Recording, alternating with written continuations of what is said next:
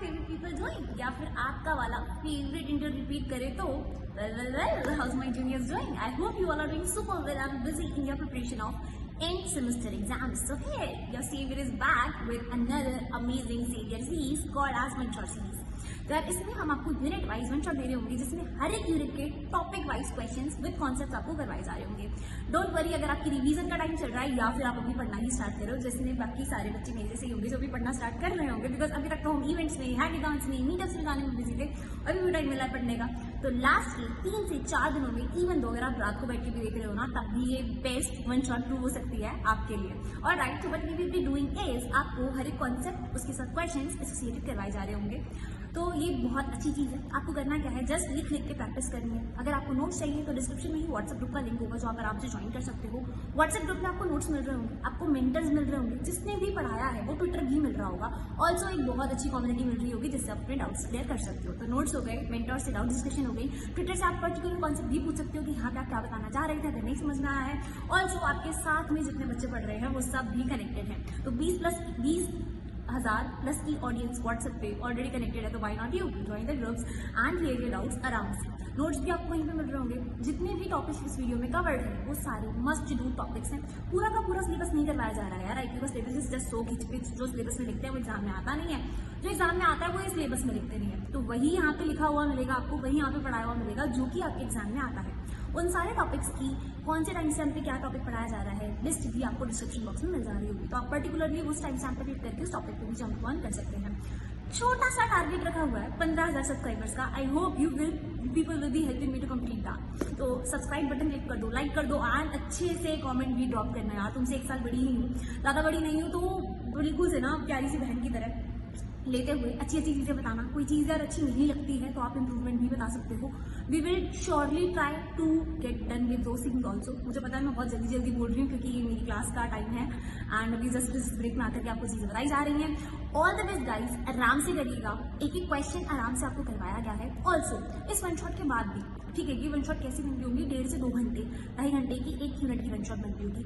If you want a complete one shot of all the 4 units in concisely 4 to 5 hours, तो आप नीचे group का link है उसे भी ज्वाइन कर सकते हो, जहाँ पे आपको एक एक क्वेश्चन पिछले एंड सेमेस्टर का करवाया जा रहा होगा हाथ पे करके at a very minimum cost. तो वो चीज़ भी आप ज्वाइन कर सकते हो. मैंडेटरी नहीं है. ये वाली यूट्यूब की वन शॉट भी पूरी एसेसेबल है, कंप्लीटली फ्री है. बट हाँ, अगर प्रीमियम कंटेंट चाहिए तो आप उसे भी ले सकते हो. एक 4 से 5 घंटे की वन शॉट को अगर आप 2 से 3 बार देख लेते हो तो कॉन्सेप्ट दिमाग में सेट हो जाएंगे और एग्जाम में बढ़िया से मार्क्स आ जाएंगे. तो सारे के सारे लिंक नीचे डिस्क्रिप्शन बॉक्स में है. Go through all the things and अच्छे से करके आइएगा. All the very best. दृष्टि और आज हम करने जा रहे हैं ऑब्जेक्ट ओरिएंटेड प्रोग्रामिंग का यूनिट 1, जिसे हम कहते हैं oops. So what is object oriented programming? जब भी कोई लैंग्वेज अपने प्रोग्रामिंग में ऑब्जेक्ट्स यूज करती है उसे हम कहते हैं ऑब्जेक्ट ओरिएंटेड प्रोग्रामिंग. अब हमारी प्रोग्रामिंग में ऑब्जेक्ट्स का क्या रोल? जब भी हमें एक रियल वर्ल्ड एंटिटी से डील करना होता है, we should call our objects.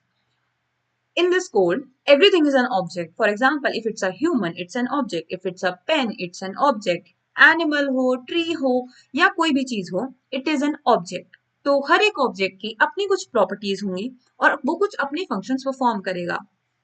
और ये काफी इजी होता है रियल वर्ल्ड एंटिटी से डील करने में, क्योंकि ये प्रॉपर्टीज शो करते हैं बहुत सारी, जैसे कहते हैं inheritance, hiding, polymorphism. For example inheritance, जब भी कोई जीन्स पास होती है, for example we are humans, if my father is tall then I will be toll.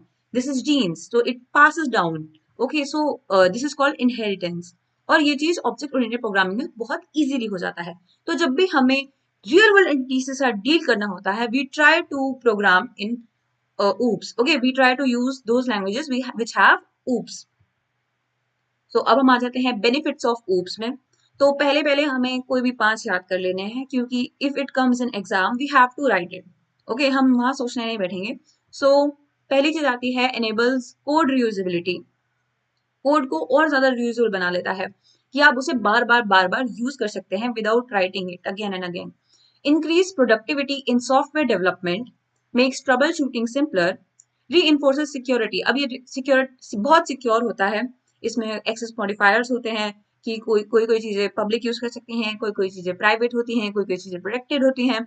तो we can customise it. Okay, so फिर आता है हमारे पास simplifies code maintenance, prevents repetition of data, results in flexible code, addresses issues early on. तो ये सब चीजें जो हैं ये हम आगे देखते रहेंगे कि कैसे कैसे इंप्लीमेंट हो रही है, but for the sake of exam we need to remember them. Okay, अब आ जाता है difference procedure oriented programming and oops में। तो पहला चीज क्या होता है कि प्रोसीजर ओरिएंटेड प्रोग्रामिंग में सबसे पहला पॉइंट ये होता है कि उसमें यूज होते हैं फंक्शंस। तो program is divided into small parts called functions. Okay, but oops में क्या होता है, ऊप्स में प्रोग्राम को डिवाइड कर देते हैं स्मॉल पार्ट्स में, जिसे हम कहते हैं objects. Okay, procedure programming follows a top down approach while oops follow a bottom up approach. There is no access specifier in procedural programming. तो एक्सेस स्पेसिफायर क्या होता है, वही चीज जो मैंने आपको बताई कि कोई भी चीज हम कस्टमाइज कर सकते हैं कि ये प्राइवेट रहेगी, ये पब्लिक रहेगी, ये प्रोटेक्टेड रहेगी, एक्सेट्रा एक्सेट्रा। इसके आगे हम आगे पढ़ेंगे, इसके बारे में हम थोड़ा सा और आगे पढ़ेंगे। Okay, adding new data and functions is not easy while adding new data and functions is easy in oops. तो oops में ज्यादा हमारे पास इजीली काम हो जाता है और ज्यादा सिक्योर रहता है। तो procedural programming does not have any proper way of hiding data, so it is less secure, and oops have a proper way of hiding data and it is more secure. Procedural programming overloading is not possible. अब overloading क्या होता है ये हम आगे देखेंगे, but oops में overloading काफी यूज होती है and it is very very very convenient to use overloading. Okay, in procedural programming there is no concept of data hiding and inheritance. Inheritance जैसे मैंने आपको बताया, कोई भी क्लास होगी, कोई भी क्लास से उसके सब क्लासेस में वो एट्रीब्यूट्स और प्रॉपर्टीज जाती रहेंगी। For example, if my father is tall then I can be tall. Okay, if for example if a parent plant gives mango then the child plants will also give mango. Okay, this is called inheritance. In procedural programming, the function is more important than data. In object-oriented programming, data is more important than function. Okay, इसको एक बारी ढंग से पढ़ लेना। And main points हम discuss कर चुके हैं। Of Java. Introduction to Java basically कि why Java is such an important language, what makes Java such an important language, और अब हम आगे हैं सबसे पहले अपनी characteristics of Java के ऊपर। So Java is a very versatile, object-oriented programming language known for its platform independency, robust security, and support for multi-threading, making it suitable for a wide range of applications from web and mobile development to enterprise systems. तो मतलब यही है कि जावा बहुत सारी चीज़ों के लिए यूज़ करता है, वाइड रेंज ऑफ एप्लीकेशंस पे, वेब डेवलपमेंट से इंटरप्राइज सिस्टम तक बहुत सारी। तो इसमें सबसे ज़्यादा इंपॉर्टेंट चीज़ें क्या हैं जो जावा के पास है? सबसे पहली इंपॉर्टेंट चीज़ है platform independency. Java is a very platform independent language. फिर आ जाता है Java is an object oriented programming language. Okay, so Java एक object oriented programming language है। फिर आ जाती है हमारे पास simplicity की Java is a simple language, robust language, security, तो Java is a very secure language. Java एक बहुत ज़्यादा secure language है, distributed है, multi-threading को support करती है, portable है और garbage collection Java के अंदर है। ठीक है, तो ये हमारी बेसिकली इंपॉर्टेंट फीचर्स हैं। इसमें से भी सबसे इंपॉर्टेंट ये हैं जो मैंने स्टार्ट किए हैं, जो जावा को सबसे अच्छा और सबसे अलग बनाते हैं। एंड अब हम आ जाते हैं अपने जावा प्रोग्राम के कंपाइलेशन एंड एग्जीक्यूशन पे। तो जैसे जैसे हम आगे बढ़ेंगे वैसे हम देखेंगे कि की फीचर्स जो हैं जावा के, कि how it is very portable, how it is very platform independent, how it is object oriented programming, तो ये सब हमें पता रखते रहेंगे। अब हम आ जाते हैं अपने compilation and execution of Java program पे। तो सबसे पहले हमारे पास आ जाता है ये डायग्राम। तो ये डायग्राम क्या है? ये डायग्राम बहुत इंपॉर्टेंट है। इंपॉर्टेंट ये कि ये भी सब कुछ समराइज कर देता है कि कैसे हम कंपाइल और एग्जीक्यूट करते हैं एक जावा प्रोग्राम को। तो सबसे पहले हम ये हम देख रहे हैं सोर्स फाइल, फिर जा रही है कंपाइलर की तरफ। हमें पता है कंपाइलर क्या होता है, डीबगर क्या होता है। अब हमें ये नहीं पता कि जेडीई क्या होता है, जेआरई क्या होता है और जेवीएम क्या होता है। तो सबसे पहले आता है JVM. JVM stands for Java virtual machine. Java Virtual Machine is basically a specification that provides a runtime environment. तो Java Virtual Machine एक specification है जो provide करती है runtime environment को। तो runtime environment कौन सा है? JRE is the runtime environment जो provide करती है JVM। ठीक है, तो JVM रन करेगी, कहाँ रन करेगी? JVM रन करेगी Java runtime environment पे, JRE में रन करेगी। और ये जो हमारा टोटल कलेक्शन है, ये जो पूरी किट है हमारी, ये पूरी किट आती है हमारी JDK जावा डेवलपमेंट किट के अंदर, जिसके अंदर होते हैं सारे टूल्स जो हमें चाहिए जावा कंपाइलेशन के लिए और एग्जीक्यूशन के लिए। तो सबसे पहले हम क्या करेंगे? सबसे पहले तो हम अपना प्रोग्राम लिखेंगे, है ना। कि कोई भी जावा प्रोग्राम हमें एग्जीक्यूट करना है तो सबसे पहले हम अपना प्रोग्राम लिखेंगे कि हमें क्या एग्जीक्यूट करना है। तो हमारे जो हमने प्रोग्राम लिखा इसे हम कहते हैं सोर्स फाइल। ठीक है जी, हमने सोर्स फाइल लिखी। सोर्स फाइल किस फॉर्म में होती है? Dot Java file. ठीक है, तो डॉट जावा फाइल बोले या सोर्स फाइल बोले, सेम थिंग। अब ये क्या करेंगे, हम इसे भेजेंगे कंपाइलर को। ठीक है, अब ये कंपाइलर क्या करेगा, हमारी सोर्स फाइल को करेगा कंपाइल। किसमें कंपाइल करेगा? कंपाइल करेगा बाइट कोड में। ठीक है, अब बाइट कोड को हम क्या कहते हैं? डॉट क्लास फाइल में। अब ये डॉट क्लास फाइल जाएगी जेवीएम पर, और जेवीएम इसे रन करेगी कहाँ? JRE में। सिंपल है, बहुत सिंपल है। हमने पहले प्रोग्राम लिखा, प्रोग्राम को हम क्या कहते हैं? सोर्स कोड, या फिर हम कहते हैं सोर्स फाइल। ठीक है, सोर्स फाइल किस फॉर्म में है? डॉट जावा फाइल की फॉर्म में है। डॉट जावा फाइल जो ये हमने बनाई, ये गई हमारी कंपाइलर पे। अभी कंपाइलर ने क्या किया? कंपाइलर ने इस डॉट जावा फाइल को कन्वर्ट कर दिया बाइट कोड के अंदर। ठीक है, बाइट कोड किस फॉर्म में था? क्लास, डॉट क्लास फाइल की फॉर्म में था। ये जो डॉट क्लास फाइल है, ये हमारी गई जेवीएम के अंदर। अब जेवीएम ने क्या किया? जेवीएम ने इस डॉट क्लास फाइल को रन किया, किसमें? JRE में। ओके, और देन हमारा प्रोग्राम क्या हो गया? तो हमारा प्रोग्राम एग्जीक्यूट हो गया। अब हम नीचे आ जाते हैं, एक बार प्रोसीजर देख पढ़ लेते हैं कि वर्ड इंग्लिश में कैसे लिखना है। ठीक है, तो जो सोर्स फाइल है dot Java file is converted into byte code which is an intermediate code. अब ये इंटरमीडिएट कोड है। इंटरमीडिएट कोड मतलब ये अभी एग्जीक्यूट नहीं हुआ है, ये बस हमने एक कोड को उठाकर एक फाइल को उठाकर दूसरी फाइल में कन्वर्ट कर दिया है, दूसरे कोड में कन्वर्ट कर दिया है। इस कोड का नाम क्या है? Byte code. तो और ये किसने किया है? ये काम किया है हमारे महान जावा कंपाइलर ने। ठीक है जी, अभी जो बाइट कोड है, ये जो डॉट क्लास फाइल वाला बाइट कोड है, ये क्या होता है? ये होता है प्लेटफॉर्म इंडिपेंडेंट। तो जो हमारी प्लेटफॉर्म इंडिपेंडेंसी वाली बात है, ये कहाँ पे आ जाती है घूम फिर के? बाइट कोड में अटक जाती है, क्योंकि यही एक चीज है जो बनाता है जावा को प्लेटफॉर्म इंडिपेंडेंट लैंग्वेज। अब हम नीचे आते हैं, हम देखते हैं क्या होता है। When I run the byte code, जब बाइट कोड रन होता है तो जेवीएम क्या करता है? JVM which is a part of JRE। तो ये जेवीएम क्या है? JRE का एक पार्ट है। पहले क्या करेगा? पहले देखेगा, वेरीफाई करेगा बाइट कोड को कि भाई बाइट कोड सही है कि नहीं है। तो पहले इसने वेरीफाई किया बाइट कोड को, उसके बाद ये कॉल करेगा जस्ट इन टाइम को, JIT को। ठीक है, which at run time makes the optimisations, और ये ऑप्टिमाइजेशंस बनाएगा। ये JIT क्या करेगा? ऑप्टिमाइजेशन बनाएगा। क्यों बनाएगा? Since it has access to the dynamic run time information. तो JIT के पास एक्सेस है डायनामिक रन टाइम इंफॉर्मेशन का, इसीलिए वो क्या करेगा? ऑप्टिमाइजेशंस बनाएगा। एंड फाइनली JVM क्या करेगा? JVM इंटरप्रेट करेगा ये जो इंटरमीडिएट कोड था, ये जो हमारा बाइट कोड था, है ना, ये JVM क्या करेगा? इसको बाइट कोड को इंटरप्रेट करेगा into a series of machine instructions for the processor to execute. ठीक है, अब ये क्या करेगा? ये जो JVM था, इसने हमारा बाइट कोड लिया और इसने कन्वर्ट कर दिया मशीन इंस्ट्रक्शंस पे, क्योंकि हमारी मशीन तो पढ़ नहीं सकती बाइट कोड को, है ना। तो ये JVM काम करता है कि जितने भी हमने इसमें हमने उसमें एग्जीक्यूट करने के लिए प्रोसेसेस लिखे हैं, तो ये मशीन इंस्ट्रक्शंस में क्या करेगा? कन्वर्ट कर देगा। तो बाइट कोड को मशीन रन करवा देगा बेसिकली। ठीक है, अब हम आ जाते हैं प्लेटफॉर्म इंडिपेंडेंसी पे। तो जी आपने बोला कि बाइट कोड जो था वो प्लेटफॉर्म इंडिपेंडेंट बना देता है जावा लैंग्वेज को, पर कैसे बनाता है? तो जो प्लेटफॉर्म इंडिपेंडेंसी होती है, the meaning of Java platform independent is that Java compiled code byte code can run on all operating systems. तो क्या बोल रहा है? वो ये बोल रहा है कि जो हमारा जावा का, जो हमने पहले जावा कोड लिखा, हमने जावा में लिखा, ठीक है, वो हमने कंपाइलर में भेजा, उसने जो बाइट कोड बनाया था, ये जो हमारा इंटरमीडिएट कोड था, वो किसी भी मशीन पे रन कर सकता है। हमने बोला अच्छा जी, कैसे कैसे रन कर सकता है? तो इसमें एक ध्यान देने वाली बात है कि जो हमारा JVM है, जो हमारा जावा वर्चुअल मशीन है, ये क्या है? ये प्लेटफॉर्म डिपेंडेंट है, ये प्लेटफॉर्म इंडिपेंडेंट नहीं है। ये है प्लेटफॉर्म डिपेंडेंट, डिपेंडेंट, डिपेंडेंट। इसका मतलब क्या हुआ? ये विंडोज के लिए JVM का एक अलग वर्जन यूज होगा, लिनक्स के लिए JVM का एक अलग वर्जन यूज होगा, और मैक के लिए JVM का एक अलग वर्जन यूज होगा। बट फिर बाइट कोड कैसे इंडिपेंडेंट है? बताती हूँ।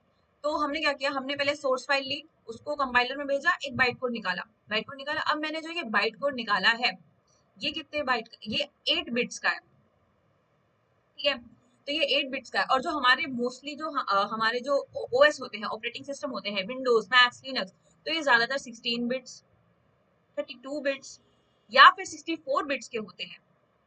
ठीक है, तो अब क्या होगा?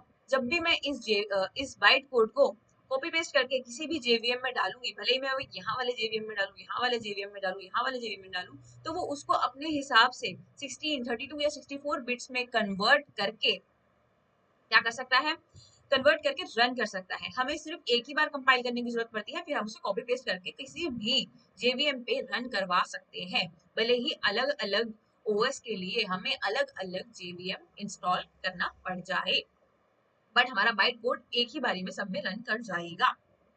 तो this is why Java is a very in platform independent language. एक बार दोबारा देख लेते हैं, मैंने क्या बोला, मैंने बोला कि जो जेवीएम होता है वो प्लेटफॉर्म डिपेंडेंट होता है। तो विंडोज के लिए अलग जेवीएम होगा, लिनक्स के लिए अलग जेवीएम होगा और मैक के लिए अलग जेवीएम होगा। ठीक है जी। तो जो हमारा बाइट कोड था वो होता है 8 बिट्स का, ठीक है, और हमारे जो ओएस होते हैं वो ज्यादातर होते हैं 16 बिट, 32 बिट और 64 बिट के। तब भी मैं अपने डॉट जावा कोड को बाइट कोड में कन्वर्ट कर दूंगी, अपने इंटरमीडिएट कोड में कन्वर्ट कर दूंगी, तो क्या होगा, मैं उसे किसी भी जेवीएम में कॉपी पेस्ट करके यूज कर सकती हूँ और जेवीएम उसे अपने हिसाब से 16 बिट, 32 बिट या 64 बिट का बना लेगा, कन्वर्ट कर लेगा। इसीलिए जावा is a very platform independent language. ठीक है, फिर हम आ जाते हैं सिक्योरिटी पे। मैंने बोला था कि जावा is a very secure language. तो the security manager and its generics in Java give one a good ground to define security policies in a flexible manner. तो क्या होता है, सिक्योरिटी मैनेजर हमें जो सिक्योरिटी पॉलिसीज होती है वो काफी फ्लेक्सिबल मैनर में यूज करने की परमिशन देता है। तो क्या परमिशन देता है, Java applications can be trusted and given permissions depending upon where they come from. For example मैंने क्या किया, मैंने बोला लोकल फाइल्स को आप पूरी परमिशन दे दो, सारी परमिशन दे दो, कुछ भी कर सकता है वो सिस्टम पे, मगर जो ये डाउनलोडेड फ्रॉम इंटरनेट है इनकी कुछ परमिशन, इनको कुछ कुछ परमिशन मत दो, लाइक इनको फाइल फाइल यूज करने, फाइल एक्सेस मत दो, ठीक है, इनको कैमरे का एक्सेस मत दो, एक्सेट्रा एक्सेट्रा। ठीक है, तो permissions defined in XML policies. तो जो हमारी पॉलिसी होती है कि भाई इसमें कॉन्ट्रैक्ट, इसमें लिख रखा है कि इसको कौन सी परमिशन देनी है, इसको कौन सी नहीं देनी है, ये हम क्या कर सकते हैं, ये हम मॉडिफाई कर सकते हैं इजीली फ्रॉम एग्जिस्टिंग पॉलिसीज और फॉर समवेयर एल्स। मतलब जो हमारी एग्जिस्टिंग पॉलिसीज है हम इनको बहुत आराम से मॉडिफाई कर सकते हैं, अपने हिसाब से यूज कर सकते हैं। इसके साथ आता है हमारा सैंडबॉक्स मॉडल।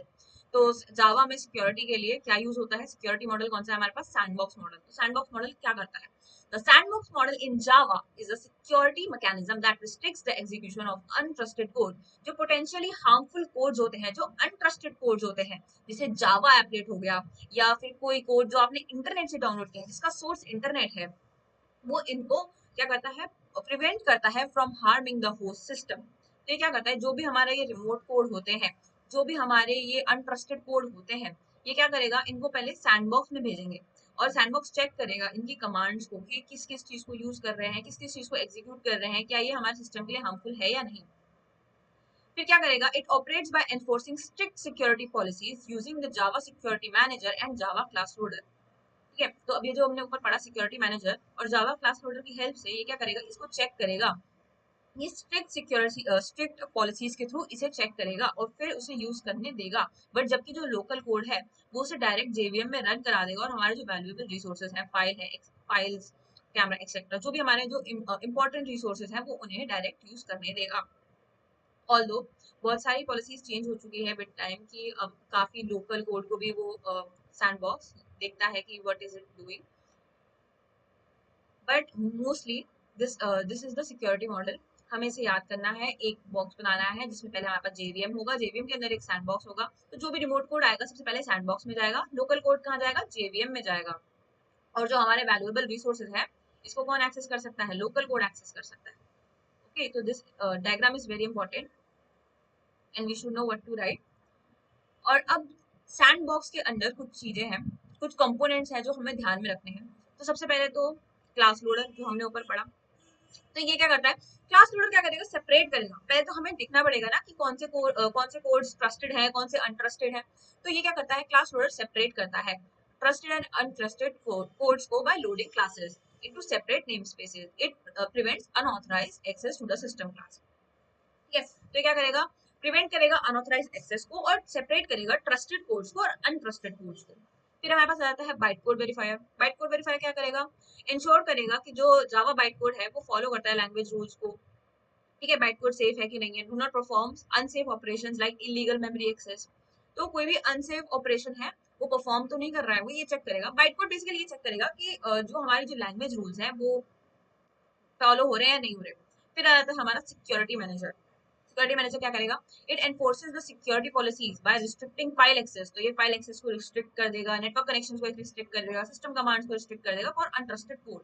तो जो भी अनट्रस्टेड कोड होगा वो इसके लिए जो ये चीजें हैं, जो हमारे पास सेंसिटिव चीजें हैं, नेटवर्क कनेक्शन है, रिस्ट्रिक्ट फाइल एक्सेस है और सिस्टम कमांड्स है, तो ये क्या करेगा? रिस्ट्रिक्ट कर देगा कि आप इसे यूज नहीं कर सकते हो। देन हमारे पास लास्ट है एक्सेस कंट्रोल विया पॉलिसीज। तो हम पॉलिसीज को चेंज कर सकते हैं, जो भी हमने ऊपर दिया था। Uses a policy file to define permissions for different classes. For example, restricting an applet from reading local files. तो हम क्या कर सकते हैं? हम इसमें जो हमारी permissions हैं उन्हें चेंज कर सकते हैं, उन्हें मॉडिफाई कर सकते हैं। ठीक है, तो हमारे पास बेसिकली क्या चीज हुई? हमारे मेन कंपोनेंट है इसमें class loader, white code verifier और सिक्योरिटी मैनेजर। ठीक है, पॉलिसीज हम पढ़ चुके हैं। पॉलिसीज जो हम उसे मॉडिफाई कर सकते हैं पॉलिसीज को। ठीक है, सो ऐसे हमारा जो जावा है, Java becomes objects in Java. Okay, तो सबसे पहले हम देखेंगे what is a class. Okay, तो क्लास इज अ ब्लूप्रिंट और template that defines the structure and behaviour of object. तो क्लास क्या है? क्लास एक ब्लूप्रिंट है। ब्लूप्रिंट है, for example we are making a tree. ठीक है, तो हम एक ट्री बना रहे हैं, तो हमने पहले उसका ब्लूप्रिंट बनाया। ठीक है जी, तो ट्री में क्या होना चाहिए? ट्री में पत्ते होने चाहिए, ठीक है, लीव्स होनी चाहिए, ब्रांचेस होनी चाहिए। ओके, फिर उसमें क्या होना चाहिए? उसमें रूट्स होनी चाहिए। ठीक है, तो हमने क्या किया? हमने कुछ फील्ड्स, कुछ एट्रीब्यूट सेट किए to represent the properties of the tree. जैसे नेम हो गया, एज हो गया, ये ट्री की नेम होगी। क्या नेम होगी? बैंयन ट्री मान लो, कोई स्पीशीज होगी।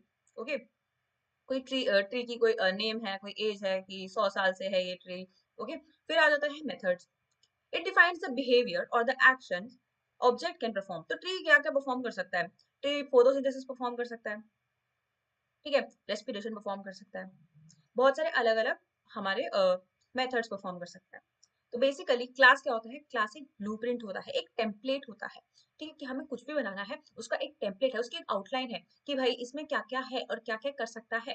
ठीक है, कोई फील्ड होगी, फील्ड मतलब एट्रीब्यूट्स, एट्रीब्यूट्स मतलब कि इसमें उसके जैसे नाम क्या है, कोई कैरेक्टरिस्टिक्स क्या है, ओके, कलर क्या है, एज क्या है। ठीक है, मेथड्स हो सकते हैं उसमें कुछ कि भाई क्या परफॉर्म कर रहा है, क्या काम कर रहा है ये। तो मेथड्स में क्या आ सकता है? बिहेवियर आ सकता है, कोई एक्शन परफॉर्म कर सकता है। ट्री क्या कर सकता है? फोटोसिंथेसिस परफॉर्म कर सकता है। वहीं अगर मैं कोई क्लास बनाऊं डॉग के लिए, तो डॉग क्या कर सकता है? डॉग बार्क कर सकता है, डॉग प्ले कर सकता है, डॉग फेच खेल सकता है कि आपने बॉल फेंकी तो फेच करके ला रहा है। और क्या कर सकता है? बाइट कर सकता है। ठीक है, तो दीज आर द मेथड्स कि परफॉर्म क्या कर सकता है। और एट्रीब्यूट्स कि डॉग का नाम क्या है, डॉग की ब्रीड क्या है, डॉग की एज क्या है। ठीक है, दीज आर द एट्रीब्यूट्स। अब हमने बात कर ली है क्लास की। तो क्लास क्या था? हमारा ब्लूप्रिंट था। ठीक है, बट अगर हमारे पास ब्लूप्रिंट है तो हमारे पास उसके लिए एक ऑब्जेक्ट भी होगा। सो ऑब्जेक्ट क्या होता है? ऑब्जेक्ट एक रियल वर्ल्ड एंटिटी होती है created from a class. It has a state that is data and behaviour that is method. जो हमने ब्लूप्रिंट बनाई, जब हम इससे हमने एक सच्ची में एक ऑब्जेक्ट बनाया, तो हम उसे कहेंगे ऑब्जेक्ट। ठीक है, सो बेसिकली क्या होता है कि हमने क्लास बनाई, तो क्लास, जब हम क्लास डिफाइन करते हैं जावा के अंदर, तो हमारी कोई मेमोरी एलोकेट नहीं होती। बट जब हम क्लास का एक ऑब्जेक्ट बनाते हैं, तो वो ऑब्जेक्ट की मेमोरी एलोकेट होती है। ठीक है, अब एक बार इसे ध्यान से देख लेते हैं। तो देख लो, जैसे हमने यहाँ पे क्लास बनाई, हमने क्या किया? हमने ये क्लास बनाई है एनिमल। तो यहाँ पे क्या लिखा है? Class animal. तो क्लास क्या? एनिमल। ये हमेशा कैपिटल से स्टार्ट होगा, जो भी क्लास होगी। पहले क्लास लिखा, फिर यहाँ पे क्या लिखा? एनिमल। जो जो भी हमारा नाम है क्लास का, उसका पहला लेटर क्या होगा? कैपिटल। ठीक है, फिर हमने क्या किया? एट्रीब्यूट्स डिफाइन किया। तो एट्रीब्यूट में हमने क्या डिफाइन किया? पहले हमने डिफाइन किया इंट एज। ठीक है, कि पहले एज, इसकी क्या होगी? इंट होगी। और दूसरी चीज स्ट्रिंग नेम। ठीक है, तो ये जो नेम है ये किस फॉर्मेट में होना चाहिए? स्ट्रिंग की फॉर्मेट में होना चाहिए। ठीक है जी, तो ये हमने क्या किया? एट्रीब्यूट्स डिफाइन कर लिए। फिर हमारे पास आते हैं मेथड्स कि भाई एनिमल क्या करेगा। तो यहाँ पे आ जाता है बाइट। मैंने क्या किया? मैंने एक मेथड डाला, मेथड का नाम क्या है? बाइट। और इसका रिटर्न क्या टाइप क्या है? वॉइड। तो जैसे रिटर्न टाइप इंट भी हो सकता है, स्ट्रिंग भी हो सकता है, डबल भी हो सकता है, कुछ भी हो सकता है। ठीक है, return type it can be anything. So here I am doing void, क्योंकि मैंने कुछ नहीं कराया इससे, मैंने बस एक प्रिंट कराया है, system dot out print L it's dangerous. तो भाई हमारा क्या है? एनिमल क्या बोल रहा है? हमारा एनिमल का जो बाइट फंक्शन है ये प्रिंट करता है इट्स डेंजरस। दैट्स इट, और कुछ नहीं करता। तो ये हमारा एक एग्जांपल है क्लास का। ठीक है जी, अब अगर हमें इस क्लास से, ठीक है, अब हमें इस क्लास से अगर एक ऑब्जेक्ट बनाना है, तो ऑब्जेक्ट कैसे बनाया जाए? तो हम आ जाएंगे अपनी पब्लिक क्लास डेमो में, हमारी जो मेन क्लास है हम उसके अंदर आ जाएंगे। ठीक है जी, अब हमने क्या किया, हमने ऑब्जेक्ट क्रिएट किया। तो ऑब्जेक्ट क्रिएट करने के लिए हमारे पास जो सिंटैक्स होता है वो क्या होता है, पहले हम क्या करेंगे, पहले हम लिखेंगे अपना क्लास नेम, फिर हम लिखेंगे वेरिएबल कि हमें किस तरह से डिनोट करना है, फिर हम लिखेंगे new keyword. New keyword is very important. तो पहले हम फिर लिखेंगे न्यू कीवर्ड को और फिर हम दोबारा अपनी क्लास का नाम लिखेंगे विद स्मॉल ब्रैकेट्स। ठीक है, अब हम देखते हैं हमने क्या किया यहाँ पे। तो हमने यहाँ पे एनिमल क्लास को कॉल किया, एनिमल क्लास, फिर हमने अपना वेरिएबल बनाया एक्स वेरिएबल। ठीक है, क्योंकि जो मेमोरी एलोकेट होगी वो किसके नाम से होगी, एक्स के। ठीक है जी, फिर यहाँ पे हमने क्या किया, न्यू कीवर्ड को कॉल किया। न्यू कीवर्ड क्या करता है, कंस्ट्रक्टर को कॉल करता है। कंस्ट्रक्टर मतलब जो चीज बनाता है। ठीक है जी, जो ऑब्जेक्ट बनाएगा उसे हम क्या कहेंगे, कंस्ट्रक्टर कहेंगे। तो ये न्यू कीवर्ड है। अब ये क्या है, हमारा क्लास नेम द्वारा। तो ये हमारा जो फॉर्मेट था ये हमने सेम यहाँ पे ले लिया। तो क्या अब हमारा लाइन बन चुका है, जो हमारा एनिमल बन चुका है, हाँ जी बन चुका है। अब हम क्या करेंगे, हम डॉट ऑपरेटर का यूज करके इसके जो एट्रीब्यूट्स है इनको हम सेट कर देंगे। ठीक है जी, अब मेरे को क्या करना है, जो मैंने नेम और एज ऊपर डिफाइन किया था, जो भी मैंने अपनी क्लास का एट्रीब्यूट था, एज था और नेम था, अब मुझे इनकी वैल्यूज देनी है। तो मुझे इनकी वैल्यूज कैसे दूंगी, मैं यूज करूंगी डॉट ऑपरेटर का। तो जो मैंने अपना वेरिएबल यूज किया है, यहाँ पे मैंने एक्स यूज किया है, तो मैं डॉट लगाऊंगी, उसके बाद क्या लिखूंगी, अपना एट्रीब्यूट का नाम। तो यहाँ पे मैंने क्या लिखा है, name is equals to lion, क्योंकि नेम क्या था मेरा, स्ट्रिंग फॉर्मेट में था, और एक्स डॉट एज, एज क्या लिखा है मैंने 7, क्योंकि मेरा जो एज था वो किस फॉर्मेट में था, इंटीजर फॉर्मेट में था। ठीक है, इंटीजर डेटा टाइप में था। अब हमने क्या किया है, system dot out print L N x dot name, फिर हमने स्पेस प्रिंट कराई है और फिर एक्स डॉट एज, कि मतलब क्या हमारे हमने जो एज और नेम दिया था वो वहां पे पहुंच गया है, क्या हमारी एक्स का जो नेम है वो लायन हो चुका है। तो हाँ जी, हमारे पास आउटपुट में क्या आया, लायन स्पेस 7। ठीक है, अब हमें इसके मेथड को कॉल करना है। How do we call method, attributes तो हमने सेट कर दिए कि डॉट ऑपरेटर से एट्रीब्यूट सेट कर दिया, अब हमें मेथड को कॉल करना है। तो मेथड को कॉल करने के लिए we can use dot operator. तो हमने क्या किया, एक्स डॉट बाइट, कि हमारा मेथड क्या था, बाइट था। तो यहाँ पे हमने एक्स डॉट बाइट को कॉल कर दिया और यहाँ पे हमारे पे लिखा हुआ आ गया इट्स डेंजरस। तो दोबारा देख लेते हैं क्या होता है, हमारे पास एक क्लास होती है। क्लास क्या होता है, क्लास एक ब्लूप्रिंट होता है। ठीक है जी, ब्लूप्रिंट में क्या होता है, पहले कुछ एट्रीब्यूट्स होंगे कि कुछ कुछ कैरेक्टरिस्टिक्स होंगी, फिर होंगे कुछ कुछ मेथड कि क्या ये क्या क्या काम परफॉर्म करता है। ठीक है, क्या क्या चीजें परफॉर्म कर सकता है ये। फिर हम क्या होगा, जब हम ऑब्जेक्ट बनाएंगे तो ऑब्जेक्ट बनाने का यहाँ पे सिंटेक्स क्या होता है, पहले क्लास नेम लिखा, फिर वेरिएबल लिखा, फिर न्यू कीवर्ड लिखा, कॉल किया और फिर उसके बाद दोबारा क्लास नेम लिखा। ठीक है जी, ऑब्जेक्ट तो हमारा बन गया, पर ऑब्जेक्ट के एट्रीब्यूट कैसे सेट करेंगे, और ऑब्जेक्ट के एट्रीब्यूट सेट करने के लिए हम क्या यूज करते हैं, डॉट ऑपरेटर का। डॉट ऑपरेटर कैसे यूज किया, तो जो हमने वेरिएबल था, वेरिएबल डॉट, अब हमें कौन सा एट्रीब्यूट सेट करना है, नेम सेट करना है, तो x dot name is equals to, और जो हमारा नेम है लायन सेट कर दिया। ठीक है जी, अब हमें एज सेट करनी है, तो x dot age is equals to, क्या सेट करनी है, 7 सेट करनी है, सेट कर दीजिए। अब हमें क्या करना है, कॉल करना है किसी मेथड को। तो मेथड को कॉल करने के लिए क्या किया, x dot byte, x dot method का नाम, बस हो गया method call, that's it. Okay, easy. अब हम आ जाते हैं अपने कंस्ट्रक्टर्स पे। तो मैंने बोला था कि जो न्यू कीवर्ड होता है ना, वो हम कंस्ट्रक्टर्स के लिए यूज करते हैं। ठीक है, तो कंस्ट्रक्टर क्या होता है, a constructor in Java is a special method that is used to initialize objects. तो ऑब्जेक्ट्स को क्रिएट करने के लिए, इनिशियलाइज करने के लिए हम यूज करते हैं कंस्ट्रक्टर्स का। अ constructor is called when an object of a class is created. तो जब भी हम ऑब्जेक्ट बना रहे होते हैं किसी पर्टिकुलर क्लास का, जो ब्लूप्रिंट है हम उसका ऑब्जेक्ट क्रिएट कर रहे हैं, तो हम किसे बुलाएंगे, कंस्ट्रक्टर को बुलाएंगे। It can be used to set initial values for object attributes. ठीक है जी, a constructor of a class must have the same name as the class name. तो भाई कंस्ट्रक्टर का जो नाम होता है ना, वो बिल्कुल क्लास नेम से सेम होता है। ठीक है, it is the same as the class name. तो क्लास नेम और कंस्ट्रक्टर का नाम होगा same. A constructor in Java can not be abstract, final, static और सिंक्रोनाइज।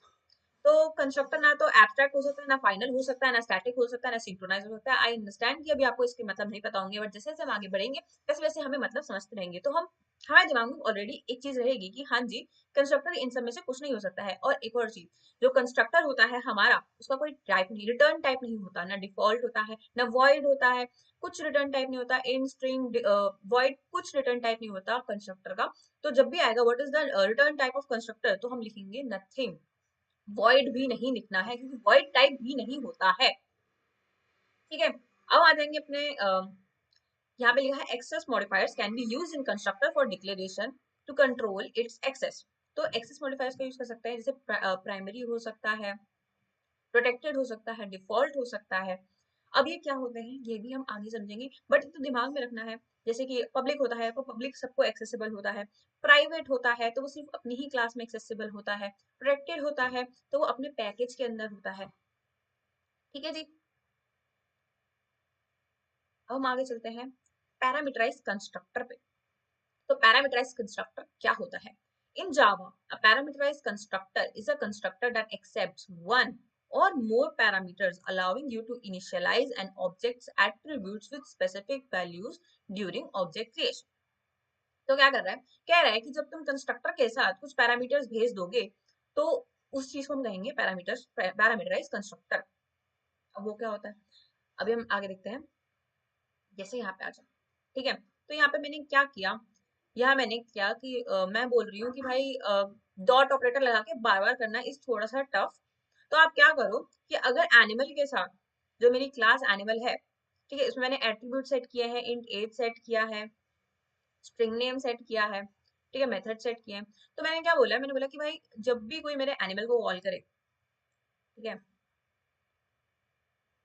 फिर मेरे कोई एनिमल को कॉल करे और वो ब्रैकेट में कोई नंबर पास कर दे, इंट एज 1 पास कर दे, तो इस एज 1 को हमारे एज के बराबर कर दो। मतलब हमारे जो क्लास का जो एज है, इस एज 1 को इस एज के बराबर कर दो। तो इसका मतलब क्या हुआ, इसका मतलब ये हुआ कि जब भी मैंने एनिमल नाम से कोई ऑब्जेक्ट बनाया, ठीक है, फिर मैंने क्या किया, न्यू न्यू न्यू कीवर्ड डाला और फिर दोबारा एनिमल लिखा और यहाँ पर मैंने कोई पैरामीटर पास कर दिया, तो वो जो पैरामीटर है, ये जो मेरी एज 1 मैंने एज डाली है यहाँ पे, ये एज 1 मेरी एज के इक्वल हो जाएगी। जो एट्रीब्यूट है, जो एक्स का एक्स डॉट एज वाला जो एट्रीब्यूट है, ये इसके इक्वल हो जाएगा। ठीक है जी, तो इसे हम कहते हैं पैरामीटराइज्ड कंस्ट्रक्टर।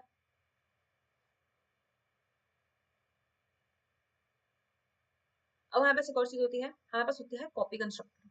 कॉपी कंस्ट्रक्टर क्या करता है, a copy constructor in Java is a class is a Java class in a constructor that creates objects using another object's same Java class. It is helpful when we want to create a a copy of a complex object with several fields, when we want to create a deep copy of an existing object. So basically, copy constructor क्या करता है, copy create करने में help करता है, एक deep copy of a complex object। हमने एक बहुत कॉम्प्लेक्स ऑब्जेक्ट बना दिया, अब हमें इसकी डीप कॉपी चाहिए, बिल्कुल एग्जैक्टली ऐसा चाहिए, तो उसकी कॉपी कंस्ट्रक्टर की हेल्प से हम बना सकते हैं। अब हम आ जाते हैं अपने कंस्ट्रक्टर ओवरलोडिंग पे। हमने पढ़ा पैरामीटराइज कंस्ट्रक्टर, ठीक है जी। पैरामीटराइज कंस्ट्रक्टर किसे कहते हैं, जब भी हम कंस्ट्रक्टर के अंदर कोई पैरामीटर पास कर देंगे तो क्या होगा, अब वो पैरामीटर उसके एट्रीब्यूट के इक्वल हो जाएगा। ठीक है जी, अब मैं क्या कर रही हूँ, मैं कह रही हूँ कि भाई क्लास एनिमल, ठीक है, एट्रीब्यूट सेट कर दिए मैंने, int age string name, method भी सेट कर दिया मैंने। ठीक है जी, अब मैंने क्या किया, यहाँ पे मैंने कंस्ट्रक्टर्स क्रिएट किए। क्या कंस्ट्रक्टर क्रिएट किया, मैंने बोला है कि भाई देखो, अगर एनिमल को सिर्फ एनिमल और कुछ नहीं देते हम पैरामीटर में, ठीक है, animal y is equals to new animal, अगर मैं इसे ऐसे ही कॉल कर दूं, ठीक है, तो क्या करना, एज को 2 बना देना, क्योंकि इसने तो खुद एज डाली नहीं है, तो तुम जो इंट एज है इसको 2 कर देना अपने आप। ठीक है, बट अगर कोई एनिमल बनाता है, animal x is equals to new animal, और यहाँ पे एज डाल देता है, मान लो यहाँ पे 7, ठीक है, मैंने यहाँ पे एज डाल दी 7, तो ये जो इंट एज 1 जो इसने हमको दी है, जो इसने पैरामीटर हमको दिया है, इसको कर देना हमारी एज के इक्वल। ठीक है, तो अब हमारे पास क्या हो रहा है, हमारे पास दो कंस्ट्रक्टर्स हैं सेम नाम के, बट हमारे पास पैरामीटर्स क्या है, डिफरेंट है, और दोनों क्या करेंगे, डिफरेंट वर्क करेंगे। ठीक है, in Java a constructor overloading allows to a class to have a multiple constructors, तो हमारे पास क्या है, मल्टीपल कंस्ट्रक्टर्स हैं। अगर हमने पहला वाला कंस्ट्रक्टर कॉल किया कि हमने कोई भी पैरामीटर नहीं दिया है, तो एज अपने आप क्या सेट हो जाएगी, 2 सेट हो जाएगी। अगर मैंने क्या किया है, पैरामीटर दिया है, तो एज क्या सेट हो जाएगी, जो हमने पैरामीटर दिया है वो सेट हो जाएगी। ठीक है, हम और भी कर सकते थे, हम क्या कर सकते थे, हम एक और कंस्ट्रक्टर बना सकते थे, animal int age 1 comma string n1। ठीक है, अब मैं अगर ये कंस्ट्रक्टर बनाती और उसमें क्या करती, मैं int age 1 is equals to age करके और string name is equals to sn1 करके करती, तो क्या होता, इसमें दो पैरामीटर्स पास करती। ठीक है, ये एज मेरी इंट एज बन जाती और ये इंट स्ट्रिंग नेम मेरा स्ट्रिंग नेम बन जाता।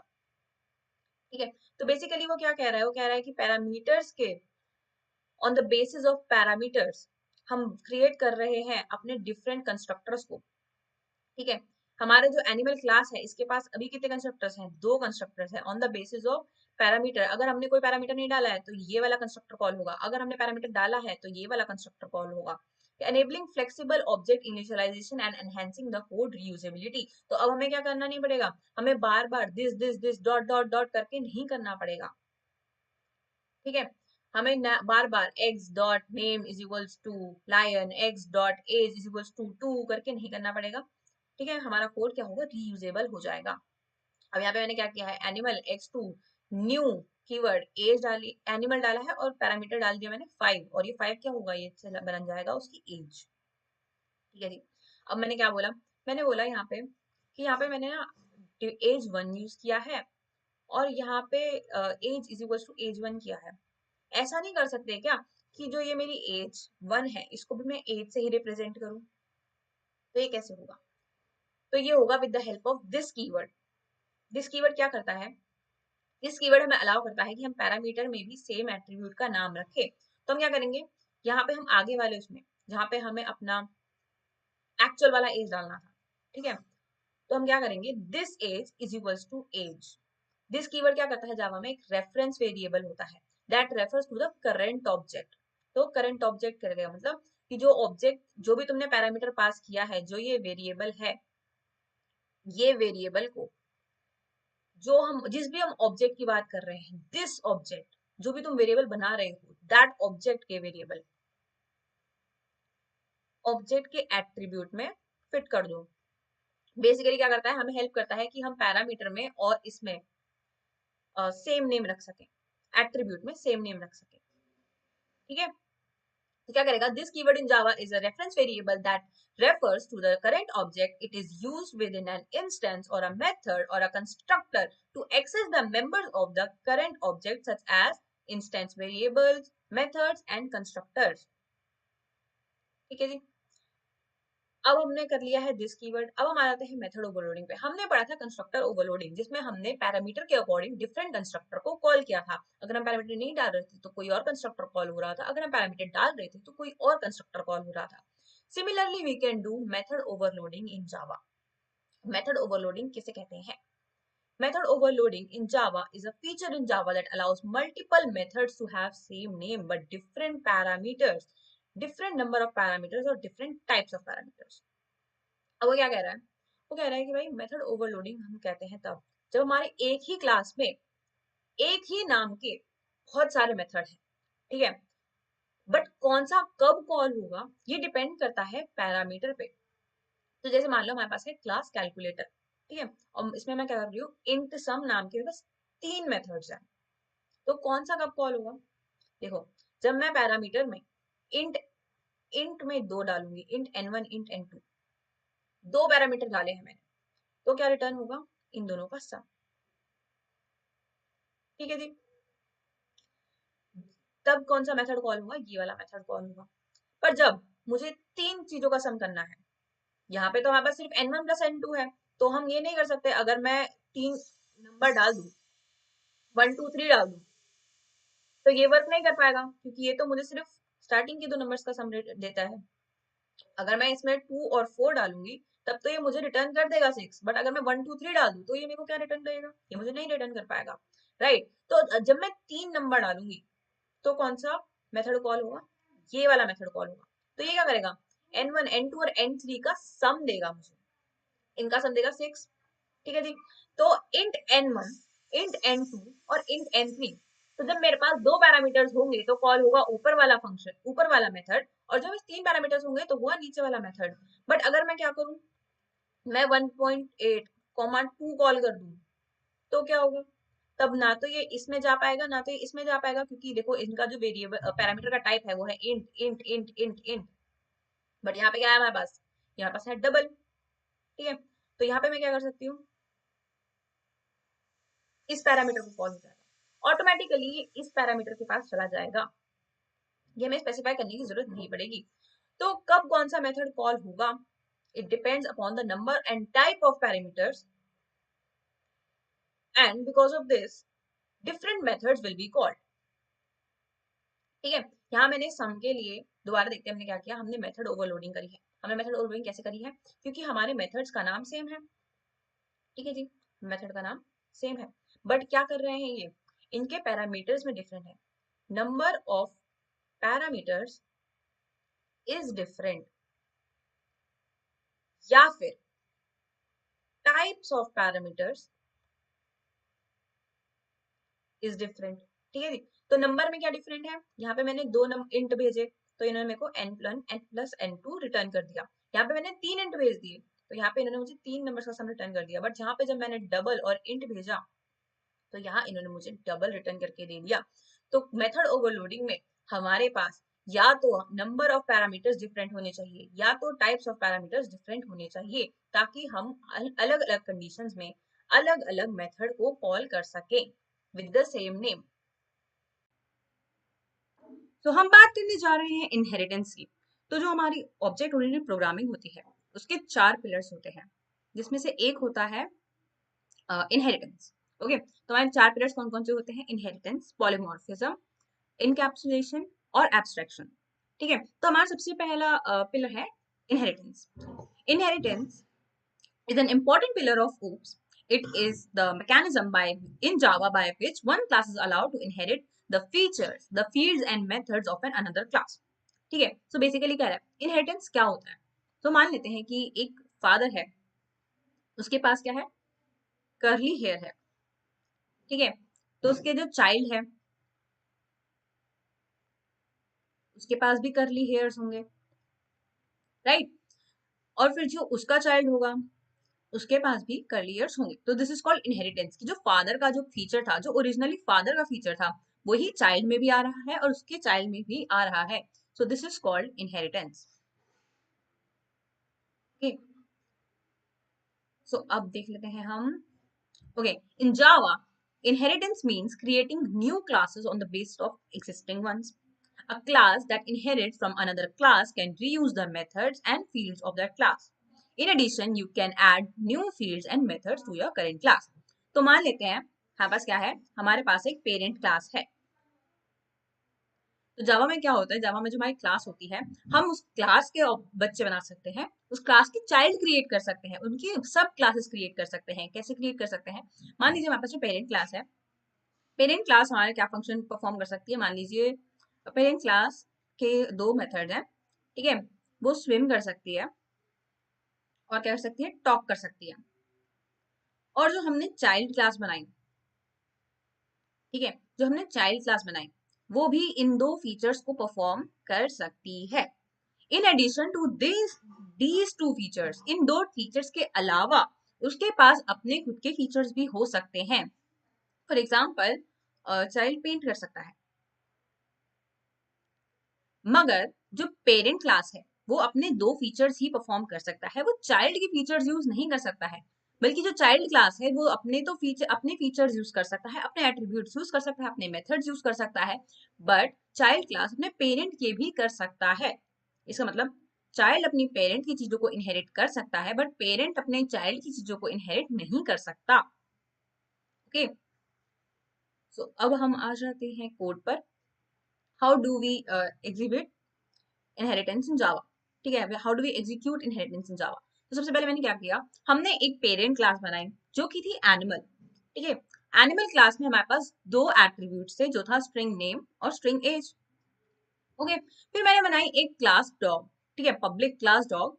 अब मुझे क्या करना है, मुझे बताना है कि भाई जो ये एनुअल क्लास है, it is the parent class, it is the super class of this class, ठीक है, ऑफ दिस चाइल्ड क्लास, या फिर बोलूं ऑफ दिस सब क्लास। ठीक है जी। तो मैं क्या करूंगी, मैं यूज करूंगी कीवर्ड का एक्सटेंड्स एनिमल। तो ये जो एक्सटेंड एनिमल्स है, ये क्या शो करता है, ये शो करता है कि जो ये डॉग है, ये चाइल्ड है एनिमल क्लास का। ये जो हमने क्लास यहाँ पे बनाई, ये इसका क्या है, ये इसका चाइल्ड है। ठीक है जी। फिर अब मैंने क्या किया, यहाँ पे मैंने डॉग के फीचर्स यूज करे। डॉग का क्या फीचर बनाया मैंने, स्ट्रिंग ब्रीड बना दी मैंने, और एक मेथड बना दिया void bite। ठीक है जी। अब मैं क्या कर सकती हूँ, मैं अपने मेन क्लास में आ गई, मैंने क्या किया, मैंने डॉग का ऑब्जेक्ट बना लिया। ठीक है, ये हमारा क्लास नेम हो गया, ये हमारा वेरिएबल का नाम हो गया, न्यू कंस्ट्रक्टर हो गया और दोबारा क्लास नेम हो गया। ठीक है जी, हमने डॉग का ऑब्जेक्ट बनाया।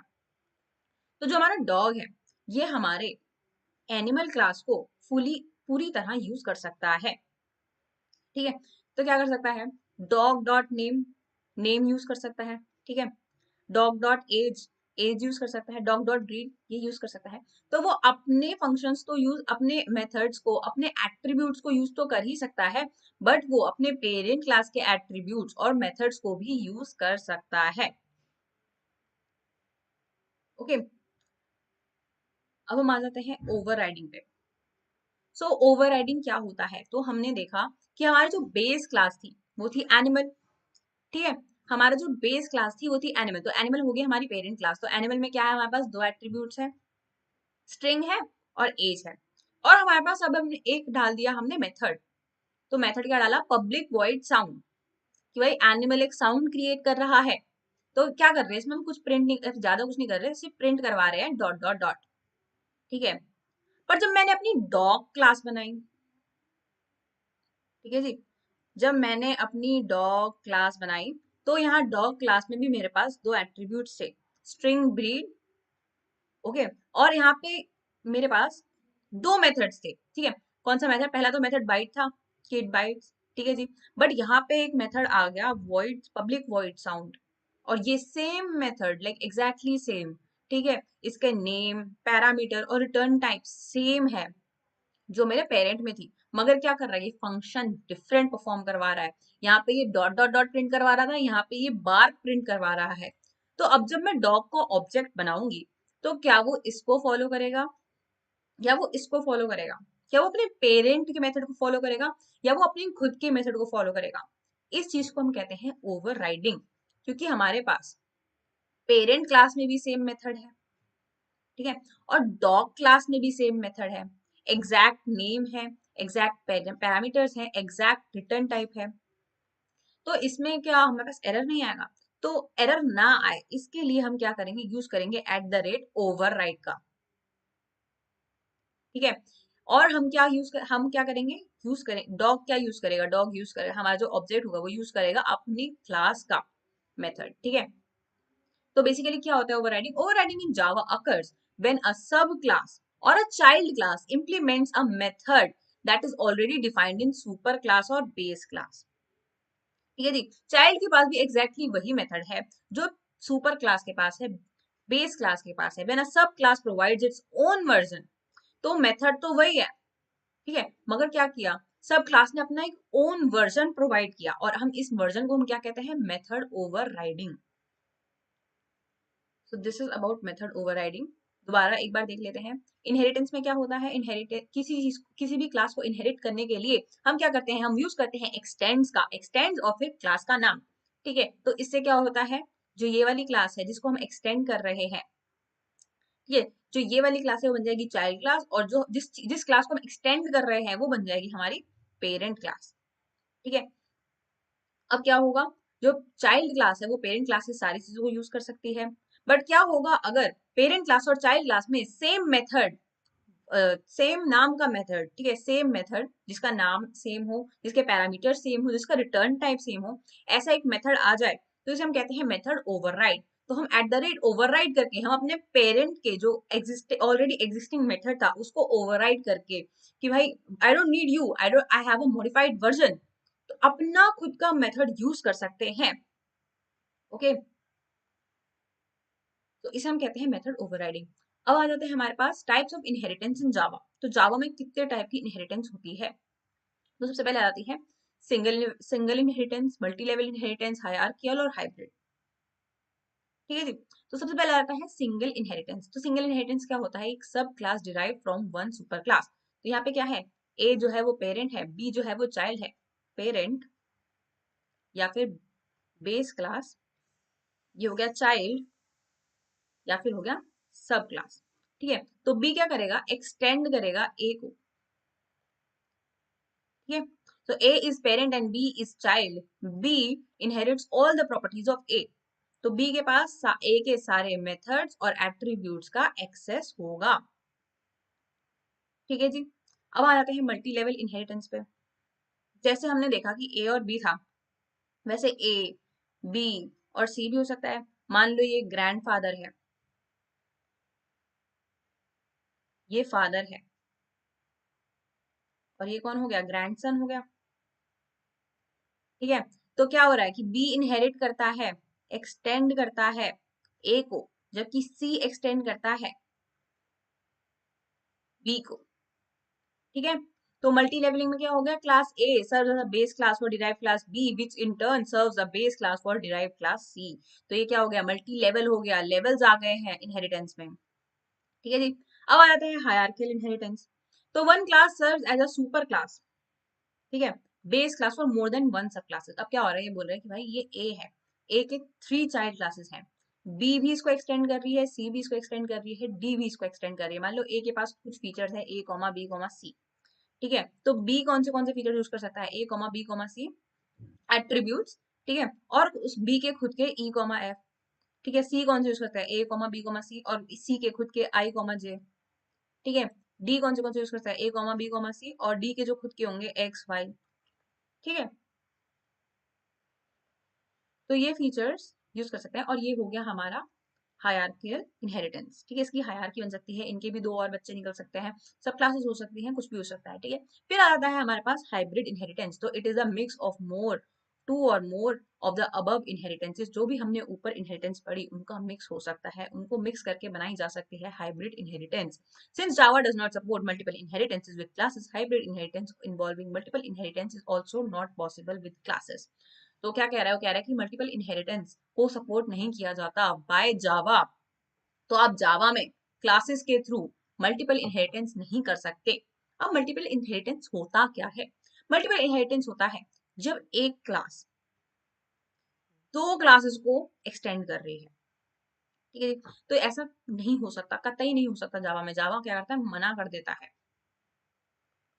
जबकि सी प्लस प्लस में ये हो सकता है, बट ये जावा में नहीं हो सकता है, बिल्कुल भी नहीं हो सकता है। ऐसा भी तो हो सकता है, ध्यान से सुनो। ये हमारे पास ए है, ये हो गया फादर।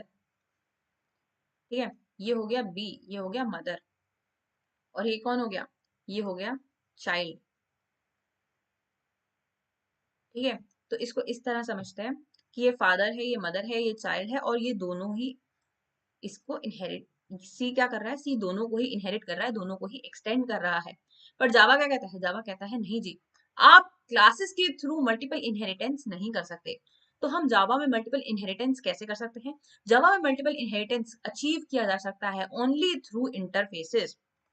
तो ओनली थ्रू इंटरफेसेस, इंटरफेसेस के थ्रू ही हम अपनी जो सी क्लास है इसको दोनों का चाइल्ड बना सकते हैं, दोनों को इनहेरिट करवा सकते हैं। तो जब भी हम इंटरफेस की बात करते हैं, ठीक है, तो हम क्या करते हैं? हम इम्प्लीमेंट करते हैं इंटरफेसेस को।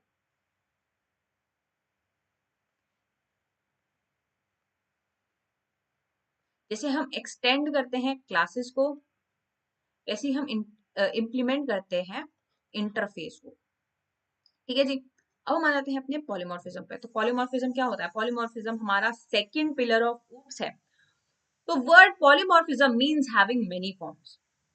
ठीक है जी। पॉलीमॉर्फिज्म का मतलब many form. In Java polymorphism refers to the ability of a message to be displayed in more than one form. तो वो क्या कह रहा है? मान लो कि एक लड़का है जिसका नाम है राम।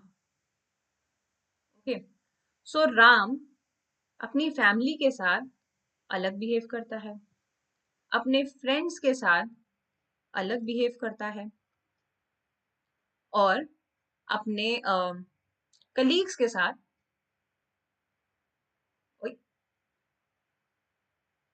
गलत बिहेव करता है, ठीक है, अलग बिहेव करता है, सॉरी, ठीक है। सो राम क्या कर रहा है, राम मान लीजिए राम को किसी ने डांटा, ठीक है। अब अगर फैमिली में डांटा तो वो चुप हो जाएगा, कुछ नहीं बोलेगा, ठीक है। फ्रेंड्स में किसी ने डांटा तो हो सकता है वो उसे दोबारा सुना दे पलट के। कलीग्स में किसी ने डांटा तो हो सकता है कि वो अपना बात करे कि हाँ जी ऐसा हुआ, कुछ ये एडवाइस दीजिए वगैरह वगैरह। तो राम क्या कर रहा है, वो तीनों के लिए अलग अलग फॉर्म में प्रेजेंट हो रहा है, तीनों के लिए अलग अलग बिहेव कर रहा है। इसे हम कहते हैं पॉलीमॉर्फिज्म, ठीक है। This is an example of polymorphism. तो पॉलीमॉर्फिज्म कहाँ यूज होती है, ठीक है। ये देखो, a real life illustration of polymorphism, a person can have different characteristics at the same time, like a man can be as at the same time is a father, a husband and an employee. So same man possesses different behaviors in different situations. This is called polymorphism, ठीक है जी। एक आदमी एक father हो सकता है, एक man हो सकता है, एक हस्बैंड हो सकता है, एक कलीग हो सकता है, कुछ भी हो सकता है, ठीक है। तो वो उसी के हिसाब से बिहेव करता है और पॉलीमॉर्फिज्म में भी यही आता है, ठीक है। तो पॉलीमॉर्फिज्म हमारे पास दो टाइप्स के होते हैं, ठीक है। कंपाइल टाइम पॉलीमॉर्फिज्म और रन टाइम पॉलीमॉर्फिज्म, ठीक है जी। जो पॉलीमॉर्फिज्म हमें कंपाइल टाइम पे पता चल जाता है कि भाई ये इस टाइम पे ऐसे एक्ट करेगा, जो कंपाइल टाइम पे ही हमें पता चल जाता है कि कैसे एक्ट करेगा, उसे हम कहते हैं कंपाइल टाइम पॉलीमॉर्फिज्म। और इसमें आता है हमारा मेथड ओवरलोडिंग। हमने पढ़ा है व्हाट इज मेथड ओवरलोडिंग, ठीक है। तो मेथड ओवरलोडिंग क्या होता है, मेथड ओवरलोडिंग कब होता है, मेथड ओवरलोडिंग तब होता है जब मल्टीपल मेथड्स होते हैं सेम क्लास के और सेम नेम के, बट डिफरेंट पैरामीटर्स के साथ या डिफरेंट टाइप्स ऑफ पैरामीटर के साथ, ठीक है। तो कंपाइल टाइम पॉलीमॉर्फिज्म में क्या आता है, मेथड ओवरलोडिंग। मेथड ओवरलोडिंग का एग्जांपल हम दे सकते हैं, है ना। जैसे हमने जो किया था इंट सम, जिसमें हमने इंट n1 n2 भेजा था, ठीक है। पैरामीटर्स डिफरेंट हो सकते हैं,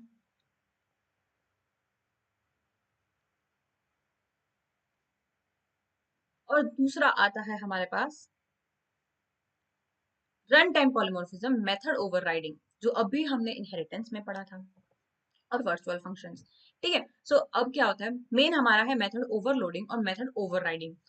मेथड ओवरलोडिंग में क्या होता है, एक ही क्लास है हमारे पास, बट क्लास में क्या है, मेथड्स हैं, मोर देन वन मेथड्स है जिनका नाम सेम है, सेम नेम, सेम नेम के बहुत सारे मेथड्स है। तो कब पता चलेगा कब कौन सा कॉल करना है, उनके पैरामीटर्स देख के।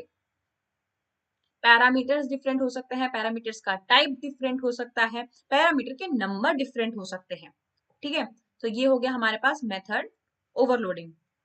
जबकि हमारे पास आता है मेथड ओवरराइडिंग। मेथड ओवरराइडिंग किसे कहते हैं, जब हम इनहेरिटेंस में, जब हमारे चाइल्ड इनहेरिटेंस में, जब हमारे चाइल्ड क्लास और पेरेंट क्लास में एक सेम मेथड होता है with same parameters, same return type and same name.